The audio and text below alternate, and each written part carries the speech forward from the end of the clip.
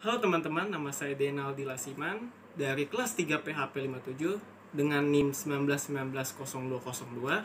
Dan pada kesempatan hari ini saya akan memperkenalkan kalian salah satu makanan khas Indonesia yang berasal dari Provinsi Jawa Timur, tepatnya di kota Surabaya, yaitu tempe penyet. Ya, salah satu makanan pedas yang wajib bagi kalian penikmat pedas untuk mencicipi makanan tersebut. Tempe penyet biasanya disajikan dengan nasi. Jadi bagi kalian yang ingin ke kota Surabaya dan ingin makan kenyang, kalian wajib sekali mencoba tempe penyet. Apalagi kalau kalian suka pedas. Nah, sebelum kita memasuki ke proses memasaknya, mari kita lihat dulu bahan-bahannya apa saja sih. Yang pertama, kita punya garam yang biasa digunakan sebagai pengikat rasa agar rasanya jadi mantap dan enak. Ada bawang putih dan bawang merah yang biasa digunakan untuk penyedap makanan. Ada cabai merah yang pastinya akan memberikan rasa pedas yang kalian butuhkan. Di sini hanya ada 2, tapi sebenarnya kita perlu 10. Dan bagi kalian yang ingin tambah pedas lagi, kalian bisa menambahkan cabai rawit. Sama, cabai rawit juga 10. Dan di sini kita memiliki tomat yang memberikan warna alami pada sambalnya agar terlihat merah dan enak dimakan.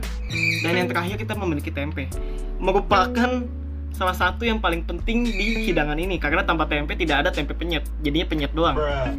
Ya, udah tahu bahan-bahannya apa saja dan kegunaan mereka dalam memasak tempe penyet itu apa. Kali ini saya akan memperkenalkan kalian sejarah bagaimana bahan-bahan ini bisa ada di Indonesia sekarang dan bisa menjadi tempe penyet. Kita mulai dari garam. Ya, garam itu berasal dari laut yang diolah dari pasir dan habis itu jadi garam. Yang saya tahu hanya itu. Lalu untuk bawang putih, bawang merah, cabai, dan kedelai itu mereka semua berasal dari Cina. Waktu itu Cina pernah datang ke Indonesia pada abad rempah namanya. Di situ dimana banyak sekali bangsa datang ke kepulauan Indonesia untuk mencari rempah-rempah ya. Dan salah satu bangsa itu adalah Cina. Saat itu Cina memperkenalkan bawang putih dan bawang merah, cabai dan kedelai. Setelah itu Eropa memperkenalkan salah satu, yaitu adalah lada. Tapi di sini nggak pakai lada ya. Saya hanya memperkenalkan saja. Mereka membawa lada dan juga salah satu cabai, tapi bukan cabai merah. Ya, beda lagi. Dan waktu itu selain Eropa ada India dan Amerika. India juga memberikan cabai serta kari ke Indonesia. Ya. Kari itu merupakan adonan yang dibuat adonan dibuat di India. Yang terakhir adalah tomat. Tomat itu berasal dari Amerika yang ditanam di negara Amerika lalu dibawa ke Indonesia. Tempe terbuat dari kedelai. Kedelai yang kita sebut sebelumnya itu berasal dari Cina. Berkat negara Cina ini, kita dapat membuat salah satu makanan yang menjadi kategori makanan terenak di seluruh dunia, yaitu tempe yang sekarang kita sering santap ini di Indonesia. Di negara lain tempe itu cukup mahal loh, karena cukup jarang adanya makanan seperti tempe di negara-negara lain. Tapi untuk di Indonesia, khususnya di Indonesia, makanan ini cukup umum ditemukan di mana saja dan termasuk murah.